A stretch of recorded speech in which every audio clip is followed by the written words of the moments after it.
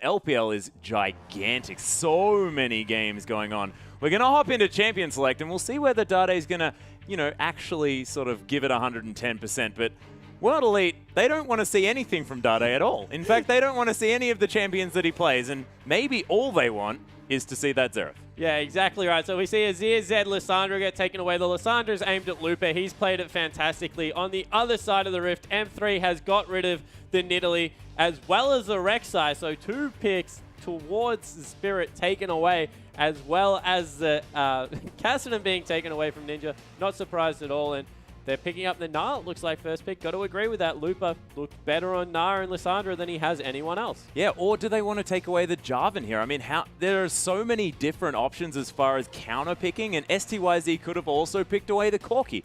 They've got the Jarvan now, and I wouldn't be surprised to see Lupa lock away that Corki now that it has been the Gnar that's the decision from Aluka. Yeah, it certainly wouldn't. Corki, not a great tank buster, but in the mid-game has a lot of mixed damage and deals with Gnar very well in a lane swap situation. So wouldn't be surprised if that was a pickup. I want to see what Lupa goes to as kind of his third pick down. We saw the Rumble in there. Don't think that's going to be a staple, although it definitely is a possibility if they lock the Jarvan in just because of how good that combo is. But it will actually be maybe the Thresh taken away from Yuji, and I like that pickup. Yeah, I like the pickup as well, and it seems like we're playing very sort of reactionary picks, and Condi actually switching last minute to the Lee Sin. I disagree. I entirely disagree. Spirit has looked fantastic on the Jarvan. You have to get rid of it. Yeah, certainly. Maybe it's a comfort issue trying to get Condi onto a champion that he feels he can play, but I agree. Spirit has looked great on the Jarvan. And it gives the Narvan combo. Spawn. This is ridiculous. Yeah, Narvan I think is a little bit overrated at the point. I think that teams have learned to play around it. I think that definitely the early pressure coming out of Spirit will be more of a factor than the Narvan combo in the late game. But yeah, definitely agree. Very strong picks coming through. The Janna also being picked up. More importantly for WE is it's a very ambiguous lineup. They haven't committed to anything. They're not necessarily an objective-focused team. They're not necessarily a lane swap team. They're completely open to any kind of playstyle at the moment. Yeah, Candy looking to potentially pick up this Kalista as well as Hecarim's being considered for the top lane. We'll see what Lupa decides to go for as far as summoner spells if he does lock this one in, or maybe it's Dade. Maybe Dade wants to bring the mid-horse into the LPL. Of course, it's happened in the NALCS. A bit of oceanic flavor there from Keen bringing that one in, but it's going to be locked away, and we'll see exactly who's going to play. I have a feeling it's going to be Lupa as we see the summoner spells change over. And Ninja, he's going to go for a last round Ahri. Yeah, and we've mentioned how huge Ahri's been in the last couple of weeks. I'm surprised it's not the Ezreal pickup, although might be a little bit scared to blind pick that one. If it is the Ahri at this point, I think that Dade does go back towards maybe Zed because he just can't go the Xerath. It's too much of a dangerous matchup coming through. Yeah. And Ninja will have Ahri, and this really puts Dade in a strange position. Does he risk it? Does he go back to the Zed and try and play the classic matchup? It's going to be very difficult because I have a feeling that one's going to be grayed out. It is. So Zed's gone, so maybe... Oh, he picked it in, it looked great. Oh dear, we'll see whether it is going to be the victor here for Dade and whether or not he's managed to adjust, because Victor, very newly introduced to the meta here, and you were talking about the fact that Dade takes a while to adjust. Yeah, it certainly is something along those lines, very GE Tiger-esque. If we cross an ocean and go towards, not an ocean, sorry, if you just go down a little bit and go towards Korea. Yeah, you still have to go through a little bit of ocean. Yeah, so that is a very GE Tiger lineup coming through from M3 here, with the Victor, with the Hecarim coming through against a very, very, I guess, strong mid-game composition. A lot of CC coming out, a lot of surprising burst damage. Yeah, and I mean, do they have enough to protect this Kalista, though? Because, of course, Dade going to be extremely squishy on this Victor, wants to be, like, in amongst it, or, well, has to be in amongst it in order to get his damage down. That gravity field, almost the only CC that he's going to be able to bring to these fights, and Lupa probably just going to be a menace there, trying to mess with the backline of World Elite. Is Candy going to be safe with Just Love CD helping him out? I don't think it will be Just Love CD. This is the thing I like about the Kalista, Victor matchup, is you just drop the gravity field at her feet, and she has an actual very good time of kiting away by herself with just one ability. As we see in the matchup, Spirit versus Condi, that's where the game for me really will be in WE's favor. I think Spirit will look to bully the new rookie jungler. Yeah, I could imagine so as well. And this is the dangerous matchup for M3, you have to think, because Dade, on a new champion, not necessarily something that he's generally favored, but we'll see whether it comes through. Of course, it might be just his pocket pick coming through here. Yeah, exactly right. And in the bottom lane, of course, we have STYZ and UJ. A little bit of a different feeling out of there. The Jana Graves, a very old school lane, I guess, adding a lot of AD to that burst combo. Will look to maybe bully the lane early on, but have to think going against the Corki Thresh, Kalista Thresh, that might be a lane swap. Yeah, it could be difficult. And we've seen sort of this Jana Graves lane get a little bit dominated by Kalista lanes in the past. It's been a little bit more difficult for Graves to really get ahead without the likes of a Leona for the hard engage. But we'll see how it goes as we hop onto the Rift.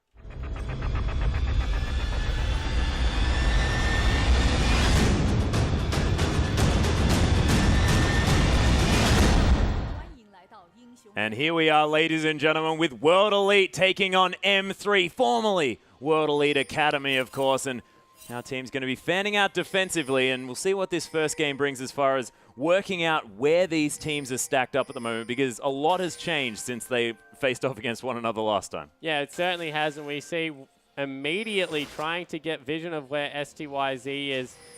Maybe looking for the lane swap. They've got some more. Everyone's been spotted out on the Rift.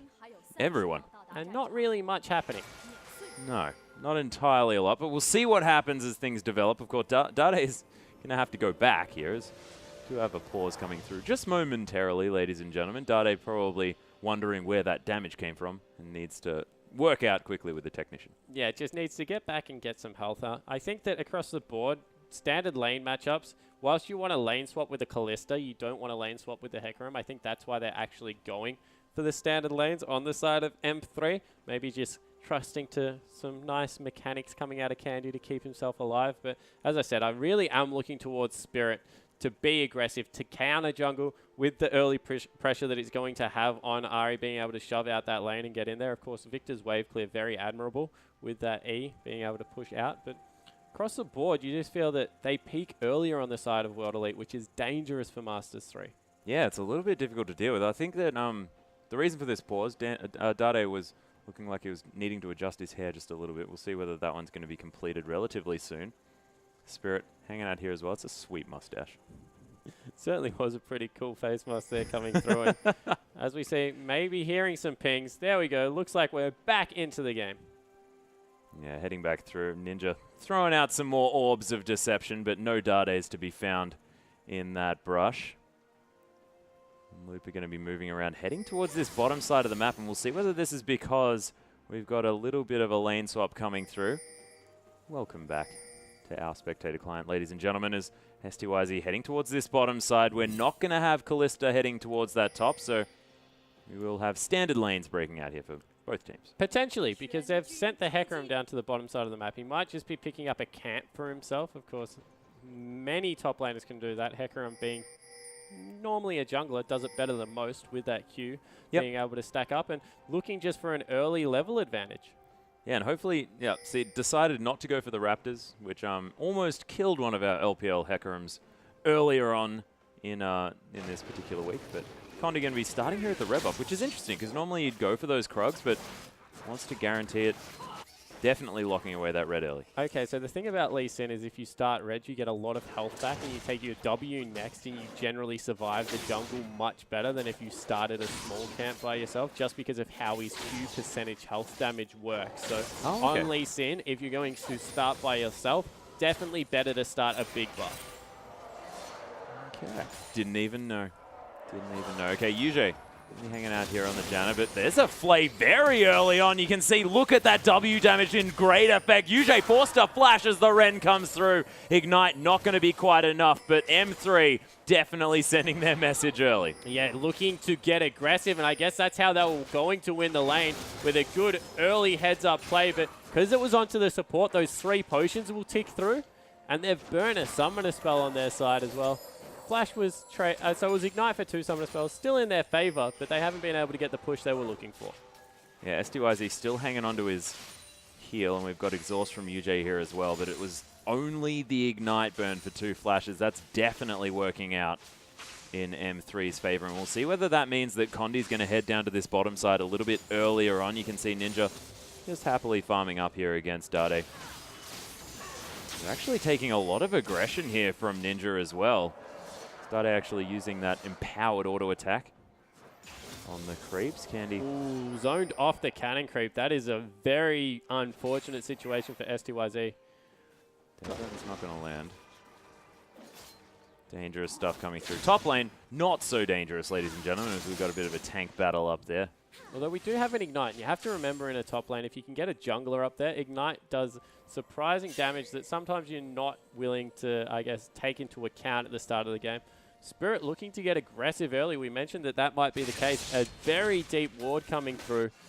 A trio of very deep wards trying to get some vision over Condi. Yeah, making sure that Ninja has complete control of this mid lane as well. Yeah, so good utilization of that from Spirit. Also looking to maybe come in on the bottom lane, set that back in his team's favor, although we'll just go back to farming up. And we've seen Spirit play polarizing ways. The farm heavy, try and carry with some champions. We even saw the Riven at the start of the season. But he's also gone back to more of a gank prioritized counter jungling over some junglers as well. And the second option seems to be helping out a little bit more. Yeah, Spirit just seems to be able to adjust his playstyle on the fly. I mean, there's a lot of these junglers that tend to fall into, you know, their one style of play. I mean, thinking about Insec here just a little bit, of course, loves to be aggressive all the time. But Spirit seems to be able to do whatever his team needs or whatever he feels like doing on the day. Yeah, exactly right. And right now he's looking for a counter gank coming through. Nothing happening, so we'll go back over the wall. Of course, he's carrying that Raptor buff around, so knows he hasn't been spotted out by any wards. And this has allowed his bottom lane to have a little bit of pressure relief because he hasn't been sighted on the map for quite some time, as well as the mid lane to just continue to shove. Yeah, and speaking of shoving, I mean, Candy is having the wave pushed back towards him, and you can see 5 CS is the lead here for this Kalista. And is this just not going the way STYZ can afford to let it go here in the bottom lane? I still think STYZ will be completely fine with the Jarvan Cataclysm coming through. They have a lot of damage at level 6, and I think that he is just willing to farm up. If he doesn't make anything happen before level 9, then it's completely in Candy's favor. And we actually have a gank coming through here in the bottom lane.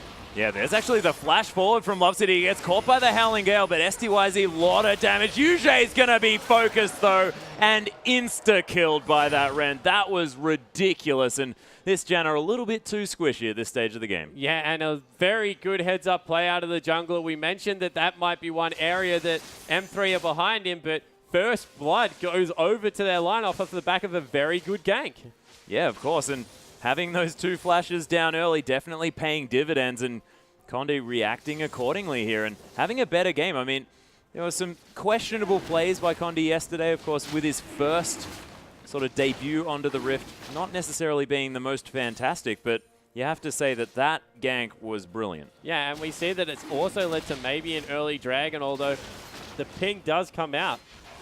Yeah, Yujay might be able to spot this one out. It is down to 600 health, though, and that dragon is definitely going over to M3. No vision actually afforded here for World Elite either. So they're going to have a rough idea for when that went down. Of course, having Love City not in this lane means that they probably think that that may have happened. But Dade forced out of the mid lane here as well. Condi extraordinarily low, can't really offer any help, and Ninja's just been having his way with this mid. Yeah, he's down in CS, which is in Dade's favor. It has been able to farm up relatively well. Ninja actually went aggressive onto Dade there, who had to use both his Summoner spell. Ninja, as you can see, only had to use the ultimate as well as the Ignite, so he saves his flash. So he comes out ahead in the trade. However, in saying that, with the amount of, I guess, focus that Spirit was doing around the mid lane, roaming around, making sure he was denying vision, being even in CS is probably in Dade's favor. Well, he's probably going to be absolutely fine with it, of course. Very even on gold. No difference is going to be coming through there. Of course, if Ninja managed to pick up that kill, you could imagine he'd probably be able to snowball it. But having that Hex Core upgrade, meaning that Dade can clear out waves so much more quickly, assuming that he has actually evolved or, I guess, augmented his Death Ray. Yeah, that's generally what we see, the Death Ray coming through. It's just such good wave clear and persistent harass if you can get it in the minion wave. So looking to see how far he can push this. Of course, Victor gets an earlier power spike because of the fact that he can choose to augment the abilities as opposed to have to wait for only items. Yeah, and of course that Hex Core actually gives you a whole lot of ability power as well. You get a bit of mana for it. I mean, it's a decent item here, and in the late game, because it scales with level, is just stupid. I think you can get numbers like 160 ability power with just that item that, yeah, you have to buy it. But you'd buy it anyway. Yeah, exactly right. It definitely is in his favor. So Victor, being a very nice champion at this point, definitely has some weaknesses like being camped, which is why Dade without summoner spells has to play so far back. But you just see the raw damage that can come out of that E.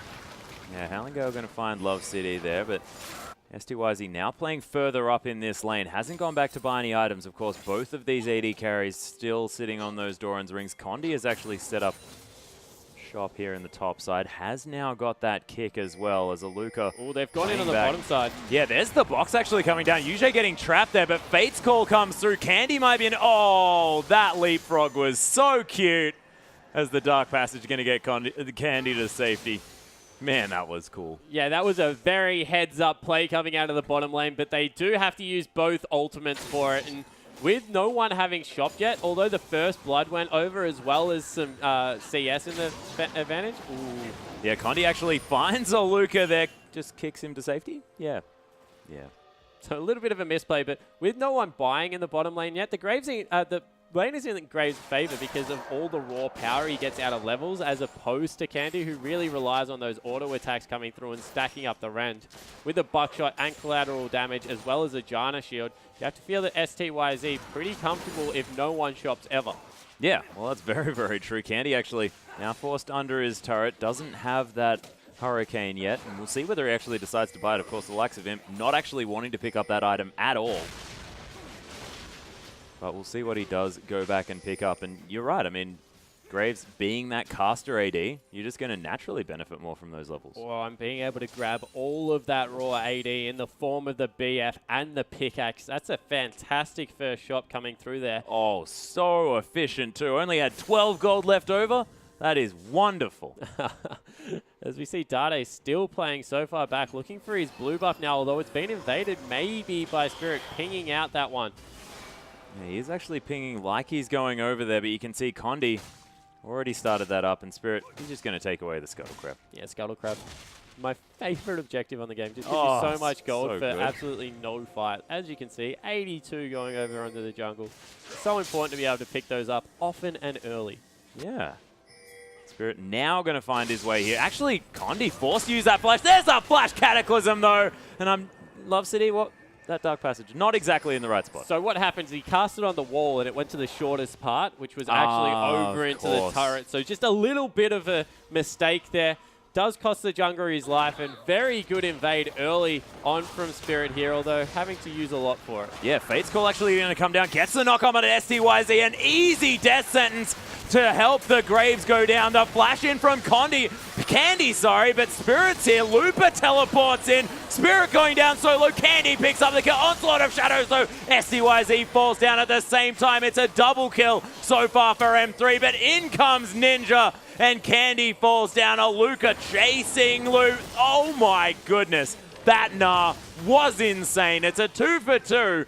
And everyone was involved. Yeah, so in the end, a very good trade coming out. Apart from Dade. He just decided not to come down. So Dade actually shopped, and that's what facilitated the roam that came out of Ninja there. Being able to pick up 2 kills is crucial in this matchup. Didn't even get really punished by that wave hitting his turret. Lupa with a very heads-up teleport, able to get down there a little bit early as well. So overall, top lane probably coming out ahead for M3, and mid lane coming out so far ahead for World Elite. Yeah, but Aluka's Gnar was also fantastic. Straight into that wallop as well, and it just shows how much he's improved over this season for World Elite. We were talking about the fact that Aluka sort of plays these super tanks, but just wasn't able to get much done in that top lane earlier on in the season. But so far, it's sort of been the evolution of Aluka's story for World Elite. Yeah, it certainly has. He's been playing much better as the season progressed, as you mentioned.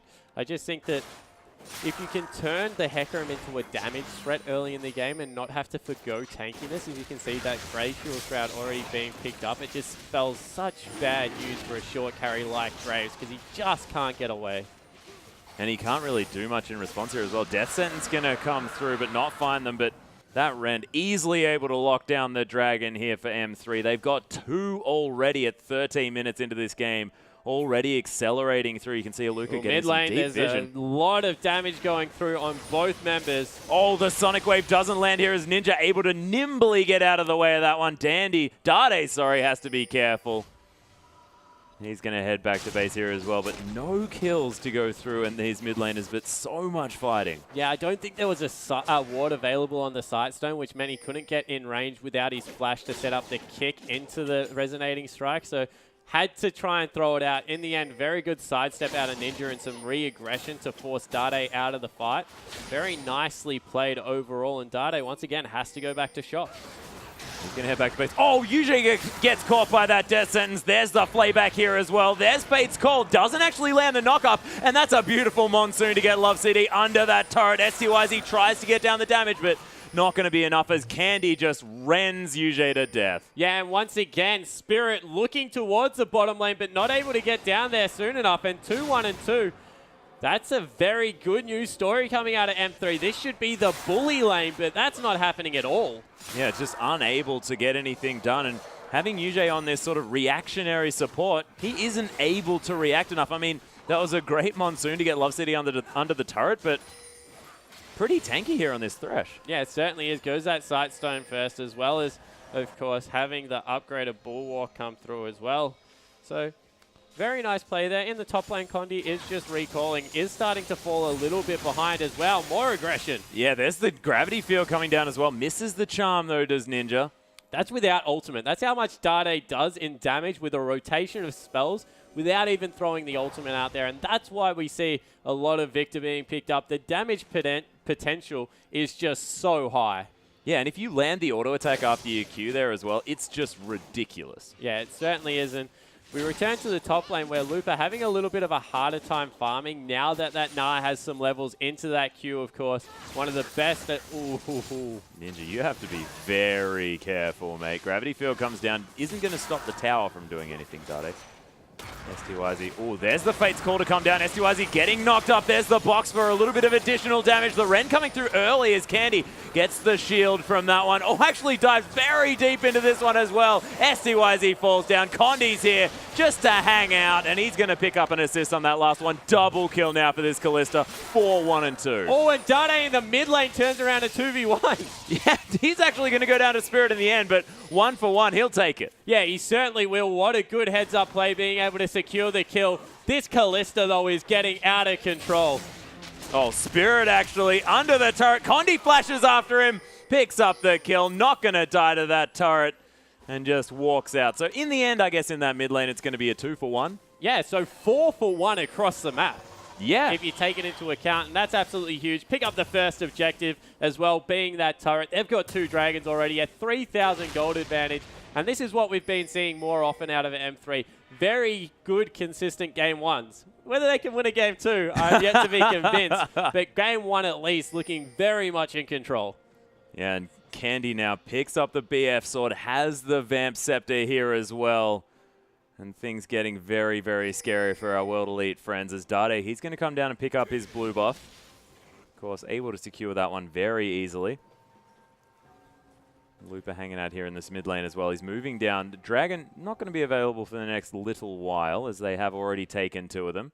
Yeah, and you see that they're actually rotating the duo into the top lane now, trying to secure as many objectives as possible. But wow, yeah, Condi in a lot of trouble. Sonic waves his way out of it. Gravity field there just to try and zone, but Ninja Spirit rushes over the wall. Doesn't land the charm there onto Lupa here on the backside, but he can pick up 1 kill. Not too bad at all. 3-1-1, but that's going to be the bottom lane outer turret falling for STYZ. Just unaware of what was going on in the jungle. Just wanted to kill some objectives. Yeah, the PvE coming through, but Aluka now being aggressed on. Yeah, there's the Fate's Call. Death Sentence to come through as well, and it's just another day in the office here for Love City. There's the flash forward. Actually hasn't rendered yet as Candy. There's the render finally come down. Is he going to be able to get the auto attack? Oh, the arrow, the pierce to pick up the kill, and Candy, he's just getting so far ahead on this Kalista. Yeah, 5-1-2 now, being able to take down 2 turrets solo, and they're just playing aggressive at every point, trying to get their team in an advantage across the map. And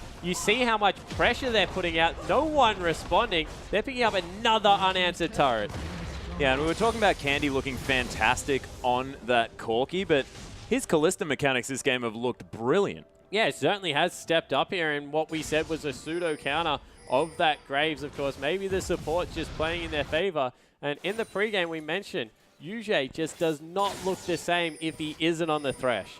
Yeah, it's true. And I mean, LoveCD picking that one away. He's looked fantastic in response. Yeah, he certainly has had a fantastic job of it. But when you're thrown on top of people, it is much easier to hit skill shots. Yeah, that's true. If you're right in their face and they're knocked up into the air, it's pretty obvious that they're not going to be able to juke. Yeah, it certainly is. is. Good point, Jake. And we see Victor in the mid lane actually going for a death cap second item. So Dade not respecting the, I guess, assassination potential coming out of this Ahri at this point, who looks like will be going towards the Abyssal Scepter. And this might be the third Dragon for M3 at only 19 minutes. Yeah, they've got the Rend. This is easily going to be taken down. It's actually Lupa that picks it up. Charm not going to find it, but there goes the box. Fate's Call to come through here. Actually goes really deep into that backline. Dade picks up Spirit. There's the onslaught of shadows from Lupa into the backline. SDYZ has to deal with this huge horse, but Ninja is going huge. Double kill already. Candy gets exhausted. Aluka trying to do some work.